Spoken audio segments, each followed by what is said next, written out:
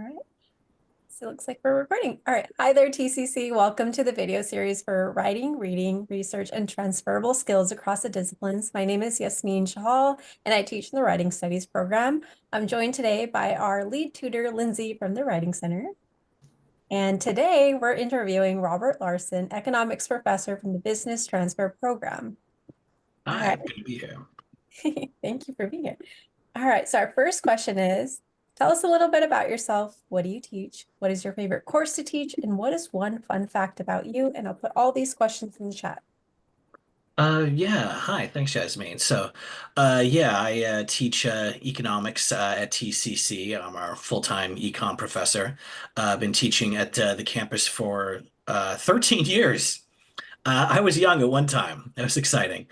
It's a incredibly interesting field. So many students take the class grudgingly for their business or other degree, and they're afraid of the math and so on. And at the end, very frequently, students are surprised how much you can learn from econ and how much the field reaches and so on. Incredibly fun to teach as an area. My favorite class would be the Econ 201. That's the microeconomics. That's basically how markets work, is what microeconomics is. Macro is for all the big picture stuff like recessions and inflation and stuff like that. But supply and demand and why markets are monopolized or competition or what, that's what microeconomics is. And that's my favorite section for sure. I teach that every term, and all students should take it. That's what I would say. And one fun fact about me is I have a big, dumb, lazy cat. I wonder if I can. Oh, she walked away. She would not be so useful as to appear in this. She gets annoyed when I talk on the TV, though, so she may come in later. Fans can witness her at that point. Sounds good. Hopefully we have her permission to be part of the interview. I'll have her sign the waiver. Thanks. All right, so our next question is, for students taking a class in your discipline, what would you like them to know about writing, reading, and research in your field? Does writing, reading, and research play a role in your teaching? Absolutely, yeah. There's a number of things I'd like students to know about writing, and I think students as they go through our existing English classes, and I have a prereq for English in my class, and our very fine and hardworking English faculty. They do a pretty good job giving you like a lot of the basics, like how to construct sentences and paragraphs, and write arguments or exposition, and how to try to write with your own voice a little bit that lets a little of your personality through, even. Like those are really crucial skills and everything that goes into that, like looking at different arguments and learning some critical thinking to do that. Very, very useful skills. So I would say the first thing a student can do to get ready for econ is to actually care about their English and math classes because they're both very, very important. And it's easy to laugh off prereqs and stuff, but so much matters there. For my specific class, we do have written components. If you take my class online, you'll be writing short essay answers to most of the weekly quizzes and the midterm and final. And in my in-person class, you have a number of short essays on the exams, and all my sections have a written term paper, which is very common for, a 5 credit hour class at the 200 level. We gotta show us that you learned some things. So we give you exams and we have you write papers. And there it's about like exactly the format your paper has depends on the subject you pick. And I let students choose an econ related subject of their choice for their paper, which gives you a lot of room to run. Any billionaire or corporation or country's economy, a lot of history, you can, justify with as wide of a subject as econ is. And depending on what you pick, you may have to write an expository paper or an argument paper, for or against the COVID CARES Act or whatever. So different skills end up mattering a lot for the written part, and especially though, like learning to have some patience with your reading. And you can't always fit your reading in a tiny amount of time or between, or within a YouTube, commercial break or something. Like it's like students hate to hear this, but it is your job when you're a student. You have to like do some outside time. You need to like read and study so that your tutors and faculty members can like help you build on that knowledge and develop your studying plan and so on. Like it relies on your outside work. And for writing in my class, I would just say it comes down to the patience to do some research because it is a research paper that I assign, and it's a common, paper format in classes of this type. It just means you'll need to go to some different sources and curate your sources so they're not just the top of a Google search for whatever your subject is, like actually, a quality floor that's significant and why you should, get research from the New York Times or Wall Street Journal rather than Bob's Liberty blog, which God bless it, but it gets to the quality of research, that you would want in a paper. So those kind of skills, writing fundamentals and reading fundamentals and just willingness to do some research and like put a little time into weighing sources and considering arguments thoughtfully, that kind of junk. Yeah, that's so validating to hear, especially when you're saying, hey, bringing in your personality, your voice. I think that's something I drill my students on a lot because I'm like, hey, when you get into business, your ability to be able to persuade people is going to be, of course, important. Those are that skill. But if you don't have a personality to bring to that pitch, that's going to be very hard to convince people. So it's just very validating to hear all of that. And I'm really glad that you feel that our faculty are definitely helping out in that regard of getting students prepared. Oh yeah, I mean that's hardworking faculty in those programs. I always tell or say to faculty, yeah, my colleagues who are teaching, that those core English and math skills, that's like the front lines. Like those are just the essential skills that you guys got to have to be able to make your way in any career. Like you're going to have to, yeah, like be able to like articulately make a case for yourself or your idea or your investment or whatever you're working on. This is just basic skills. And yeah, we're really lucky on our campus to have strong faculty in those areas. I feel very grateful. Totally. So our next question is, what does effective writing research and comprehension look like in your field? You touched up a little bit around this, maybe a little bit more deeper. Yeah. So again, yeah, that is sort of related to that first bit about just yeah having enough critical thinking to just go like, okay, this was in a newspaper, so that's a fact. I can just quote that. Like that can be a source. You look at other sources, and maybe they all say the same thing, and they seem to have a converging account, and okay, we're getting an idea. Or you'll get conflicting versions of events sometimes, or especially like contentious subjects like economic politics and stuff like that. So just the patience to look at different sources and not see them all as literally being carried down the mountain by Moses, realizing even like good journalists, who are even-handed and thoughtful, or other writers and any source you might turn to, they do come from human beings and humans, working to be neutral, like will have, some failures in that. They're only human. So that patience is really important, as we were saying before. But also, it's having like that enough curiosity that you're interested in reading. I mean, this is, I'm sure, a thing that English faculty say frequently too, but just if you want to learn about anything in life, you just have to get into reading. And this is, again, another thing. Sometimes I say this to students, in my office for advising hours, and they're annoyed. This, reading, it's time consuming and it can be boring compared to playing Mortal Kombat Mess 'em Up 5 on your, incredibly powerful video game machines of today. But like that's where the richness of the world and the mind is. It's in the written word and how much information you can fit into a couple pages of a book compared to what you can get into a YouTube video, which again, God bless those. We all turn to them frequently. But it's a lot slower to say things to people on camera like this than to like read it and get that huge wealth too. So having that desire in you in some way as an instrument to getting what you want, or hopefully because you come to find that it's actually enjoyable to like read and learn the real depth that you can get into with subjects to really understand them, like more than even a 2 hour YouTube video will take you into. Like that's an important skill too, I would say. And yeah, again, it's just having the patience and building up your own enjoyment of the written word.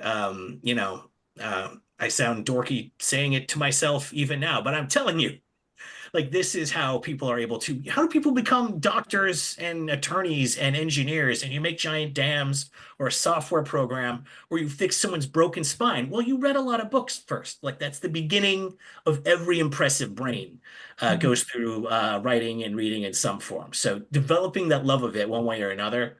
I don't know if that's Mhm. exactly an answer to that question, but it's No, important.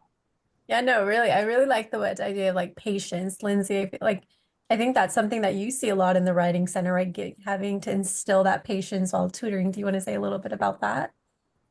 Well, it's important. I think on students have to deal with a certain amount of not knowing before they know.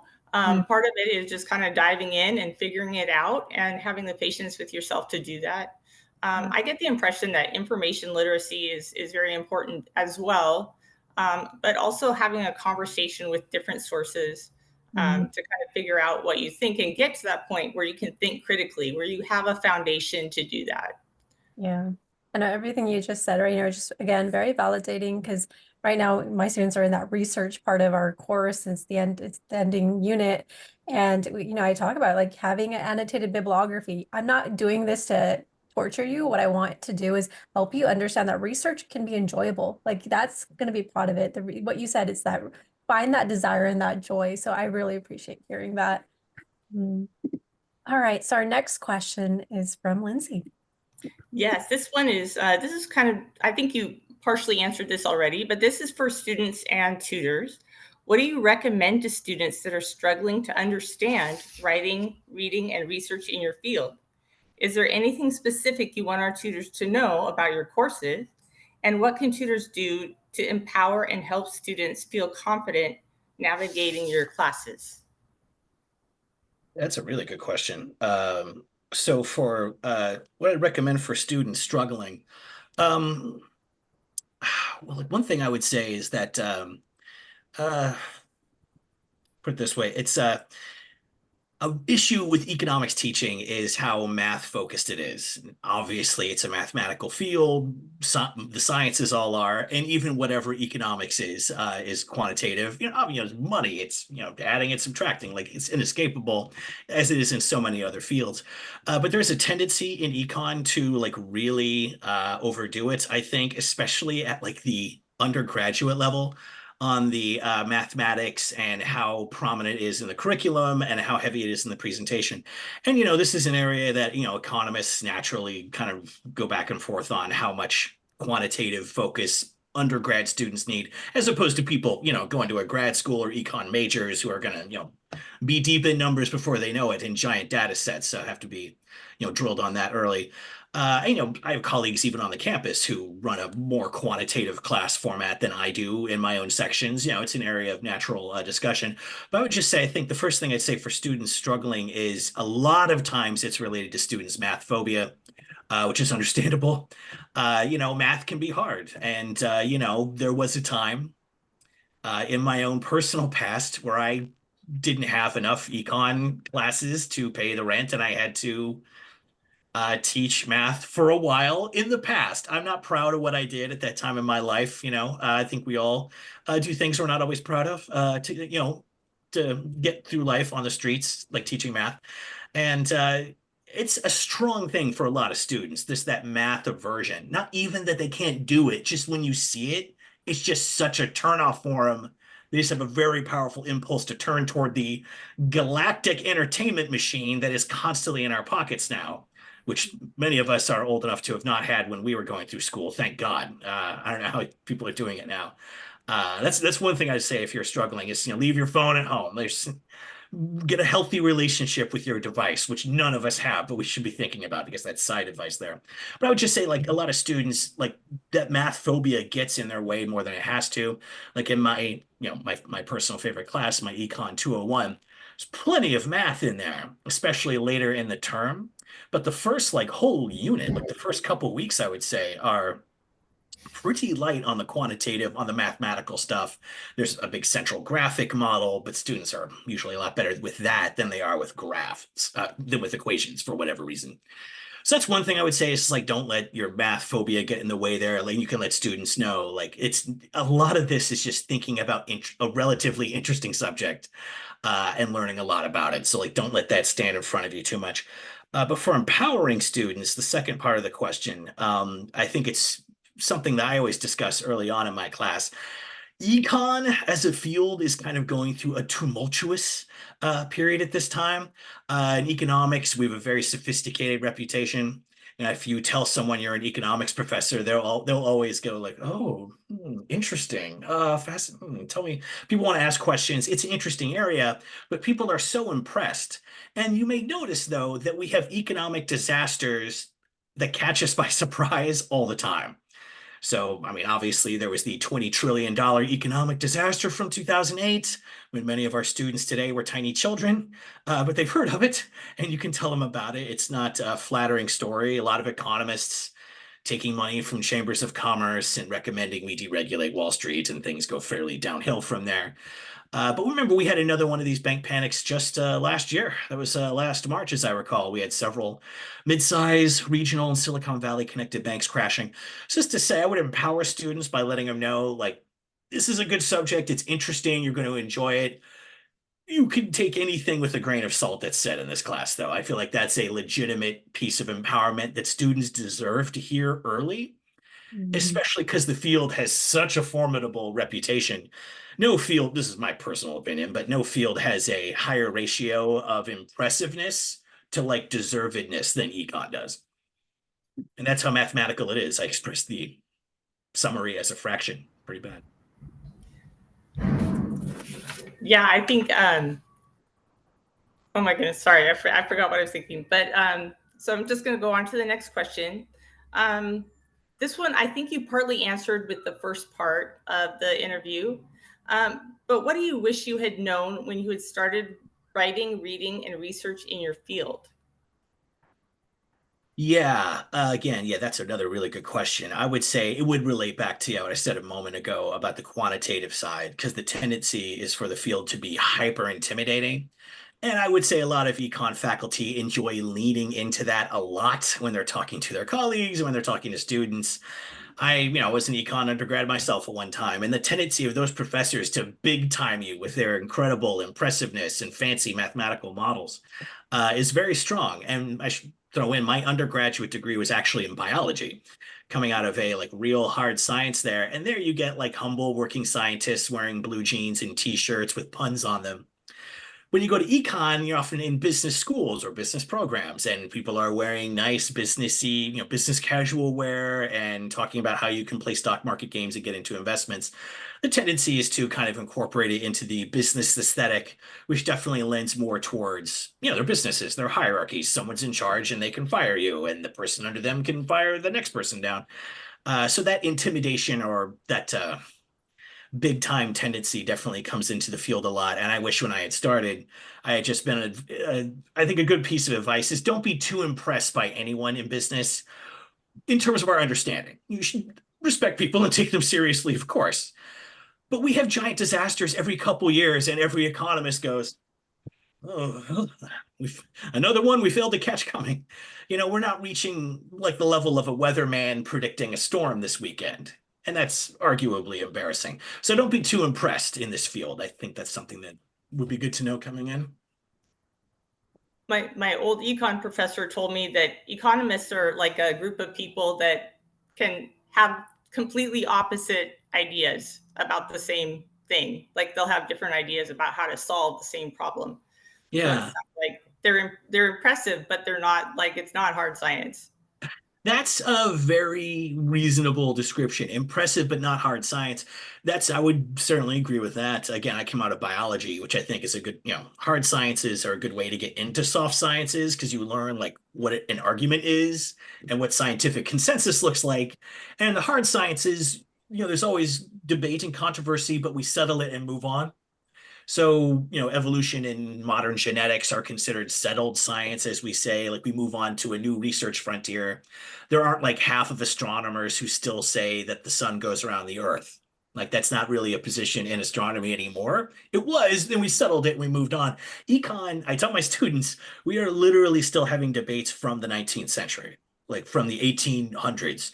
I wish I was exaggerating. And I mentioned a couple of them in just, my intro level econ class. But that is, I would say your professor there definitely was onto something. Yeah, we sound unbelievably, it's all science affectations. It's all laws of this and this law of that. And laws in science are things that are never broken. And in econ, our laws get broken all the time. It's common. So I think that's that's something people should know coming in the door to econ. We should be more upfront about that. Thanks. All right. So my next question is, how do you learn about or ask students to reflect on the prior knowledge your students bring into your course? How do you help students identify and describe knowledge they have learned in your course that might be relevant to other contexts, especially as they move through their academic pathways and into workforce? Yeah, that's a great area because students' prior experience and knowledge is a great way to help them figure out subjects for term papers, which is, I let them pick them, but as long as it's related to money in some way, I mean, I tell my students, whatever you're interested in, I bet it involves money some way. We have capitalism. You had to pay bills to have things. So you could do papers on almost anything you're interested in.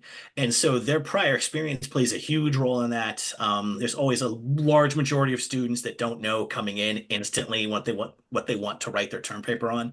Some do, they say, oh, the economics of ultimate fighting. I'm like, that's fine. Good. That's a big, profitable business. That'll work. That'll work. But when students are struggling, the first thing I get them to talk about is their backgrounds or what career they want to have or what they're moving toward.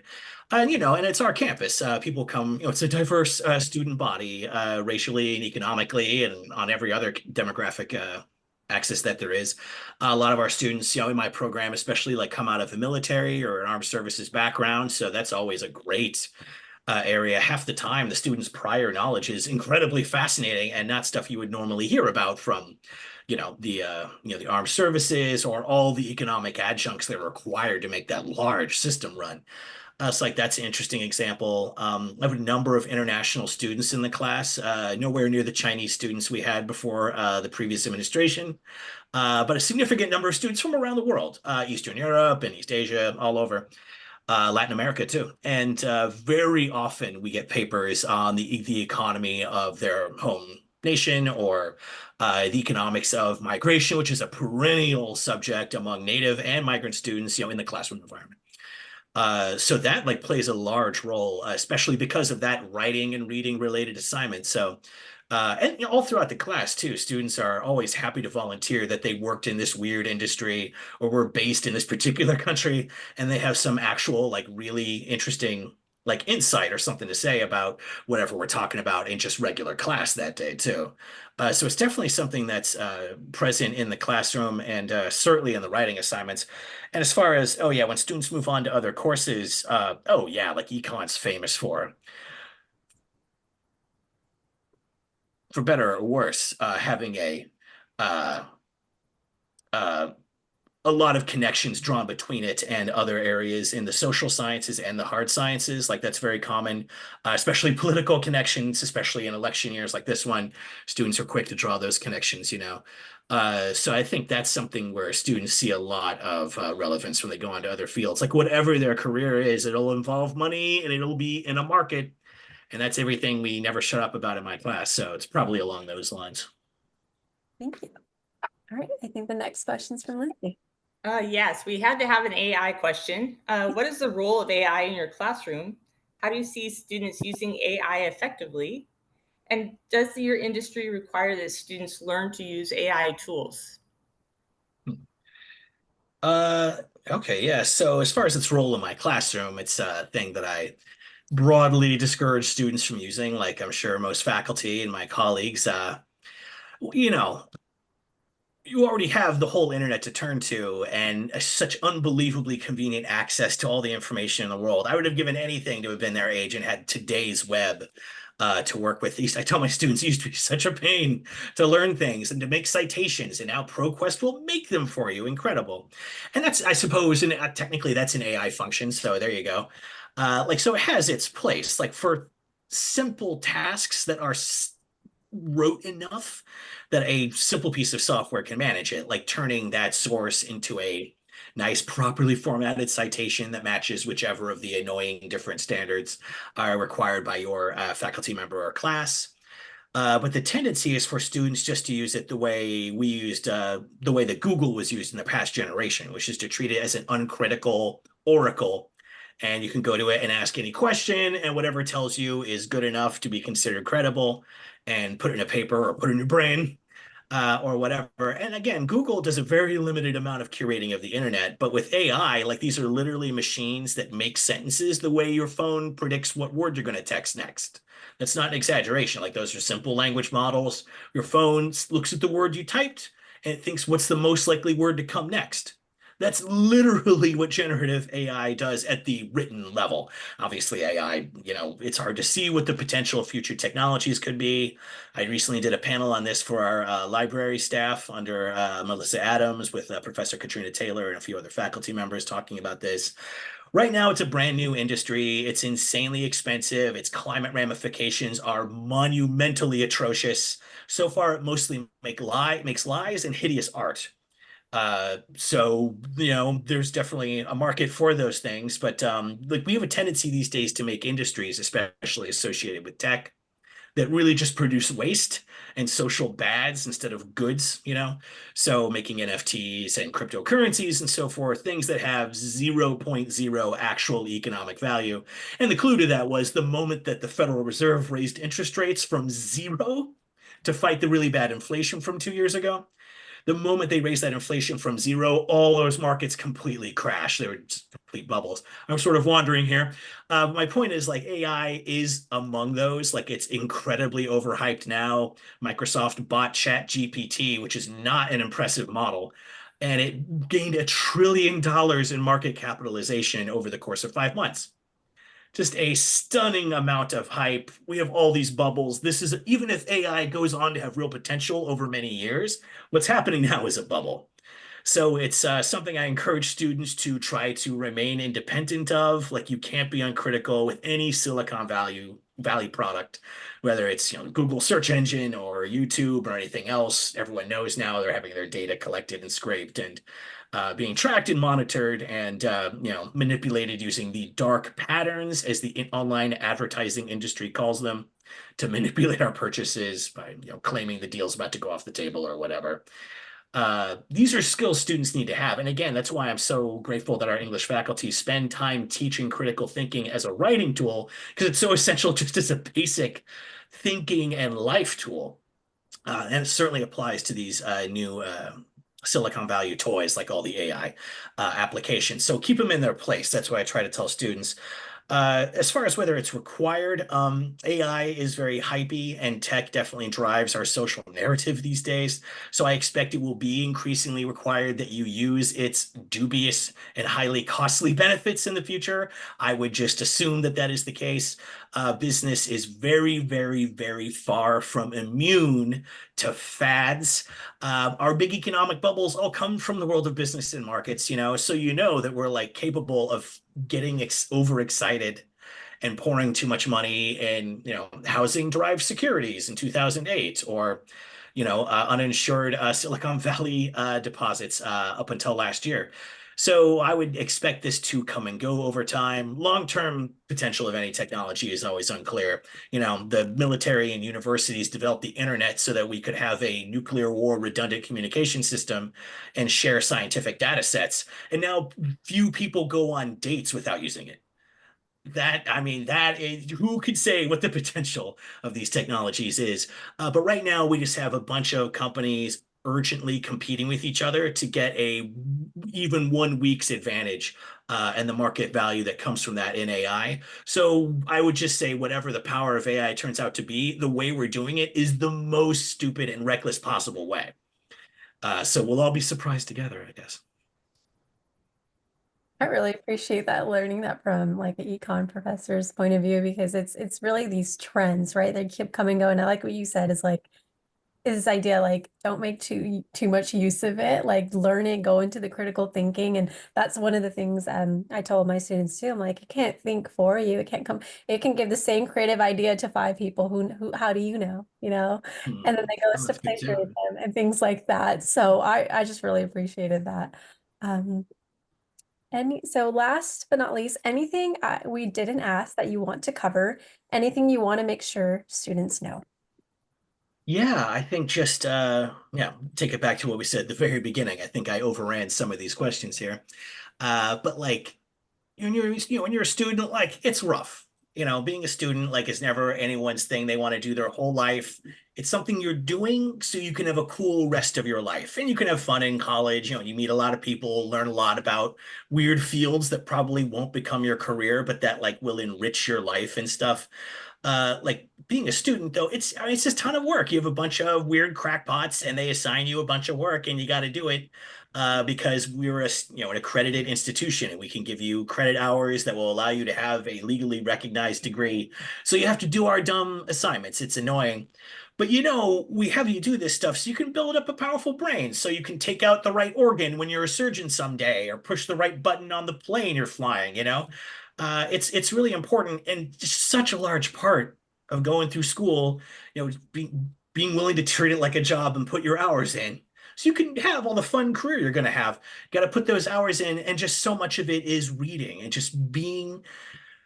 Some students these days, are open to reading. You read in some of the video games you play. We read our phones all the time on some level. But some students just don't come from, a background or a household where they were reading all the time. And it's just an unbelievably valuable skill to develop. Like it's as important as getting your driver's license, is getting to a point where you can crack a book and not go every time you turn the page. Like you got to learn to find a way to get a kick out of it. Hopefully, a lot of your classes aren't totally boring, so you're learning something sort of interesting. But just realize the incredible value and depth of knowledge and understanding you can get through reading, through quality online sources or through books and so on. Like that's how you get deep into a subject and really know your stuff, so you don't get Goodwill Huntinged in some bar someday and get embarrassed because you have a really surface level understanding because you got it from watching a popular YouTube video. The first person who's really read a couple books is going to make a fool out of you. And it's going to be tough for you to, also persist in that future economic environment if you don't have at least the literacy to learn some important skills to get whatever kind of career you're going to have. Obviously they don't all require reading books, but plenty of them do, and you'll learn a lot of interesting fun stuff about the world. It's just really fun and enriching. So I think the just last thing I would just say is just cultivate that love, people. Like find some books you like reading casually, novels or whatever. Let that become a thing that you do and get a kick out of. It'll make your college days, opening up that future career of yours, much, much, much easier and more enjoyable. Thank you so much, Professor Larson. Just from this interview, I want to take one of your courses. I appreciate your enthusiasm, and I've just learned so much about, econ, and just I'm excited for students to watch this. Lindsay, anything from you? No, I can see why your classes are entertaining. Yes, me too. Thanks very much. A lot of fun. This is how I pack the bleachers every week. I love that. Well, thank you so much. I'm going to stop recording here.